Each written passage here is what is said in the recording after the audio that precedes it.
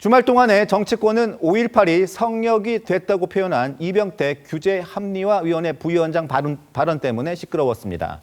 이 부위원장은 이재명 대통령이 외연 확장 차원에서 영입한 보수권 인사인데요. 청와대가 부적절한 처신이라며 이 부위원장에게 공개 경고장까지 날렸고 민주당은 물론 조국 혁신당까지 나서서 자진 사퇴를 요구하고 있습니다. 문승진 기자, 일단 이 부위원장은 자진 사퇴에 선을 분명히 그었습니다. 그렇습니다. 이병태 규제합리화위원회 부위원장은 오늘 연합뉴스TV와의 통화에서 사퇴할 이유가 없다면서 흔든다고 흔들리면 바보 같은 짓이라고 말한 것으로 전해졌습니다. 이 부위원장은 오늘 자신의 SNS에도 신념을 지키는 비용이라는 짧은 글을 올려 양심을 지키려다가 왕의 눈밖에나 처형된 토마스 무어의 사례를 언급했는데요. 헨리 8세가 이혼 문제로 카톨릭 교회와 결별하고 스스로 영국의 종교적 수장이 되려 하자 무어가 자신의 신앙과 도덕적 양심에 어긋난다는 이유로 끝까지 동조하지 않았다는 내용입니다. 이 부위원장은 무어가 이익 대신 명예를 택한 삶을 선택했다라고 설명했는데요. 자진 사퇴 의사가 없음을 애둘러 표현한 것으로 보이는데 해당 글은 현재 삭제된 상태입니다.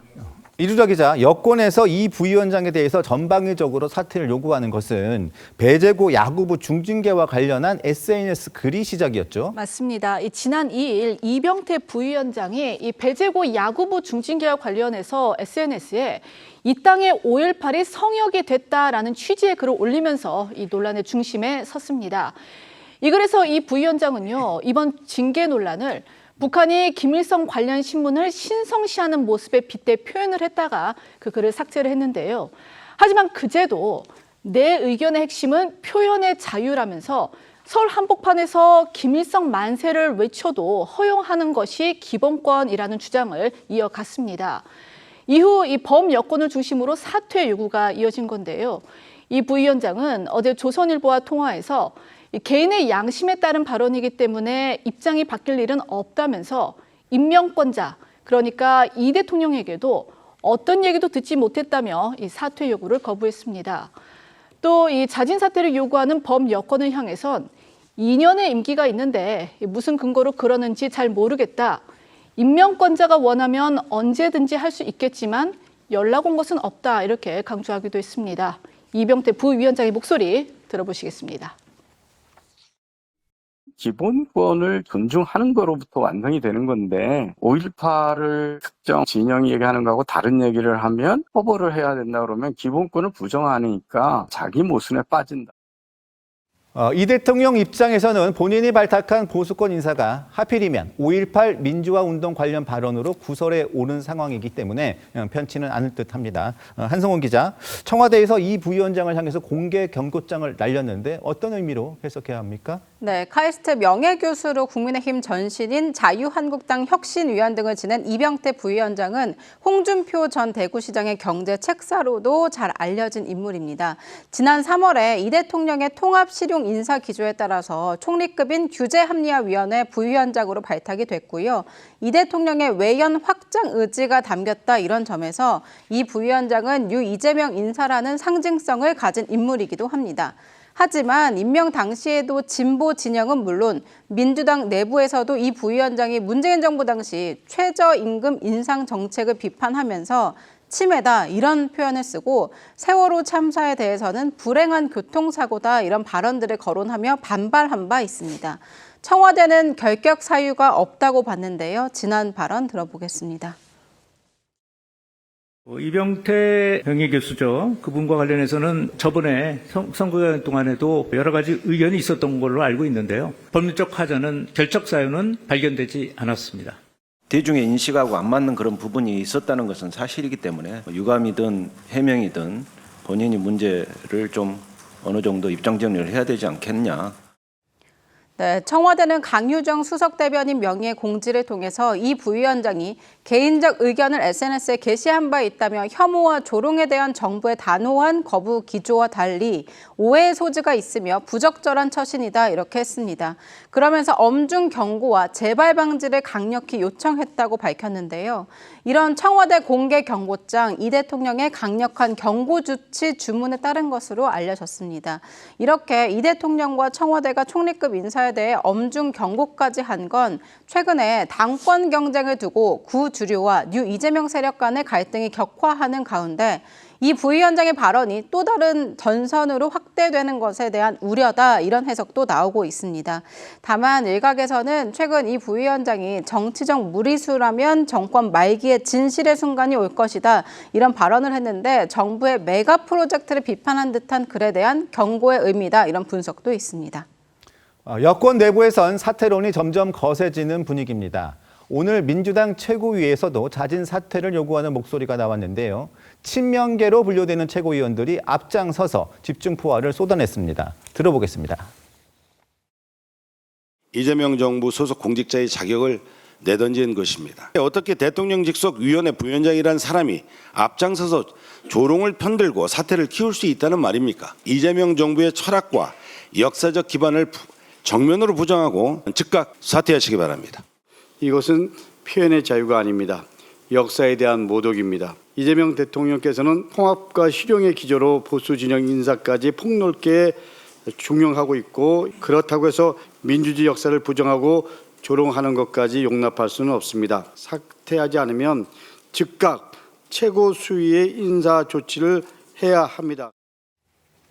당초 사퇴 요구의 포문은 친청계로 분류되는 최민희 의원이 가장 먼저 열었지만 오히려 친명계가 목소리를 더 키우는 듯합니다. 그렇습니다. 그러니까 당초 당에서 처음으로 이 부위원장의 자진 사퇴론을 띄운 건 이 친청계로 분류되는 최민희 의원이었습니다. 이 최 의원은 이 부위원장을 겨냥해 청와대가 경고한 뒤 뭘 사과해야 하는지 모르겠다는 님은 이재명 정부와 안 어울린다고 직격했는데요. 이 때문에 당 안팎에선 친청계를 중심으로 이른바 뉴 이재명 인사에 대한 비판이 커지는 상황과 연계하는 시각도 있었습니다. 하지만 이재명 대통령 복심으로 알려진 김남준 의원이 이재명 정부의 통합 의지를 흐리게 해서는 안 된다며 해촉이 불가한 만큼 스스로 자진 사퇴가 답이라는 SNS 글로 자진 사퇴 필요성을 강조했고요. 김민석 전 총리도 김 의원 글을 재게시하며 친명계가 자진 사퇴에 힘을 싣고 나선 건데요. 이 대통령의 대장동 변호인 출신인 이건태 의원도 공직자 자격이 없다며 사퇴를 촉구했습니다. 이런 가운데 친여 성향 커뮤니티에서는 이 대통령의 실용 인사에 불만을 표하는 일부 지지자들의 반응도 있었습니다. 저런 인물을 굳이 대통령 직속 기관에 앉힌 이유가 뭐냐? 언젠가는 노무현 전 대통령 비하도 허용하고 5.18 정신도 내어줄 것 아니냐, 이런 반응들이었는데요. 이 부위원장을 뉴 이재명 인사로 규정하며 사퇴를 요구하기도 했습니다.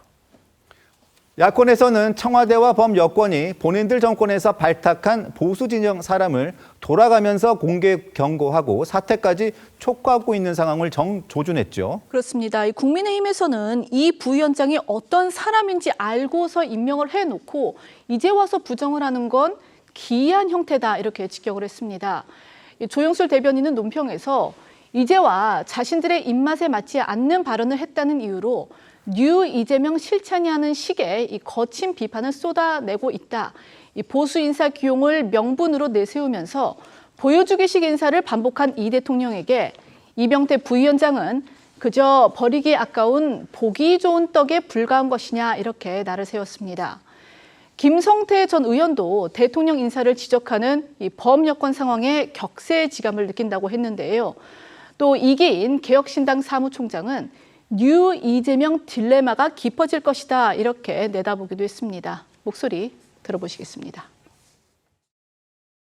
이재명 대통령에 대한 인사가 잘못됐다는 걸 민주당의 주요 인사들이 적극적으로 목소리를 내는 그런 현상에 대해서 참 객세시감을 느끼는 부분. 보수 진영의 인사를 영입한 대표적인 사람 중에 한 사람입니다. 한 사람의 실수가 아니라 이재명 대통령의 통합 기조를 흔드는 이제 행위가 될 수밖에 없는 겁니다.